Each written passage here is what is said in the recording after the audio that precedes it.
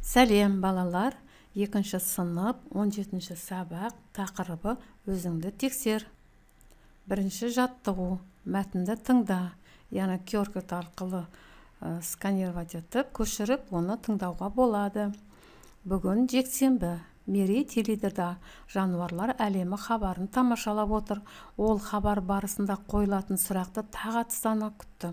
Ағаю туралы сұрақ болды. Мерей сұрақты тыңдап болысымен кітап сөресіне қарай жүгірді. Міне іздеген ақпараты да табылды. Бір оқып шығып, тез-тез телефон тетіктерін басты. Мерейдің жауабы дұрыс болып шықты. Ол жұмсақ ойыншыққа ие болды. Мәтіннен түсініксіз сөздерді тауып жаз. Тағатсыздана, яғни шыдамдылықсыз дегенді мағына білдірсе, сөресіне кітаптар қояды.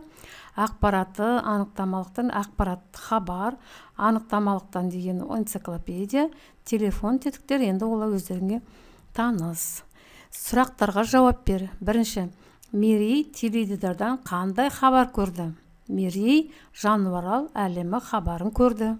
Екінші, ол сұрақтың жауабын қайдан тапты? Ол сұрақтың жауабын анықтамалықтан тапты. Аю сөзінде неше дыбыс, қанша әріп бар? Аю сөзінде 3 дыбыс, 2 әріп бар. Сызбадан хабар жүргізуші Мерей сөйлеу әрекетін қай түрін қолданған тап. Яғни жүргізуші сұрақ қойып ауызша айтса, ал Мерей болса оны тыңдап, сұрақтарға жауап берді. Екінші жаттығу, төмендегі суреттерге сәйкес сөйлемдерді аяқтап жаз. Саян өзі туралы айтты. Ол досының сөзін мұқият тыңдады.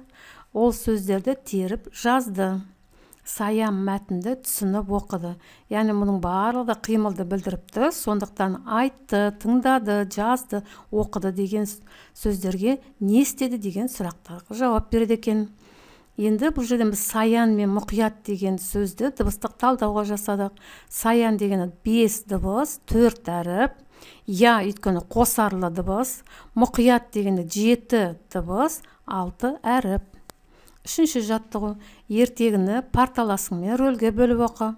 Аюдың қонжығы мен бадырақ көз деп мазақтады. Одан басқа не деді? Қалқан құлақ, қыли көз. Сен оған не айтып едің?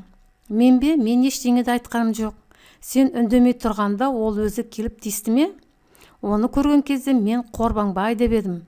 Көрдің бе әне, алдымен өзің тиісіпсің ғой. Мазақтап ренжіткенсің. Ол мазақтаса ыза болып арыз айтасың. Бұл ұят емес пе? Я балалар, кей кездерде балалар сендердің араларында да кездессе де, сондықтан бірінші өзің тиіспей, ештеңе баланы мазақтамай, намысына тимей, яғни дос болып жүріңдер. Оқығаныңның диалог екен дәлелде. Әңгімелесуге қандай ертегі кейіпкерлер қатысқанын айт. Яғни бұл диалог екен дәлелдейтін болсақ, қоян мен көжектің арасындағы екеуі ара сөйлесу. Яғни ауызша түрінде диалог құрастырылды.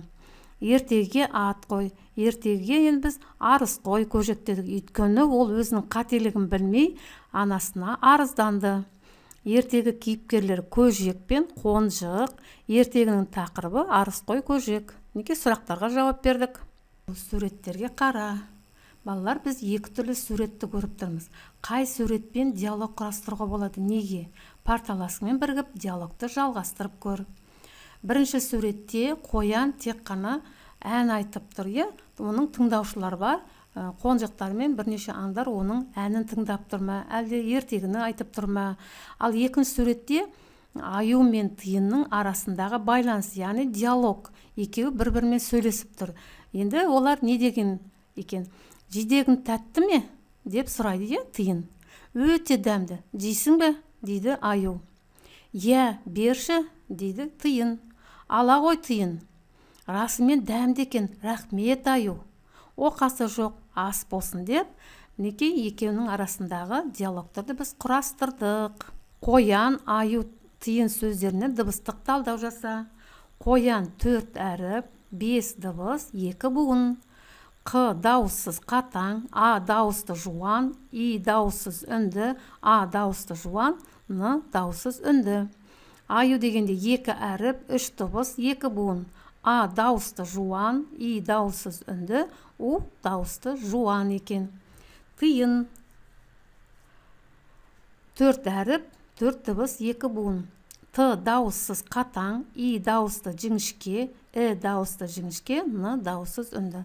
Балалар, бұл жерде де я қоян дегенде бізде я қосарлы дыбыс болып тұр, және ю да қосарлы дауысты дыбыстар болып тұр. Сондықтан біз дыбыстық талдауда дыбысты аю дегенде 3 дыбыс естіп тұрмыз. Осымен балалар, сабағымыз аяқталды.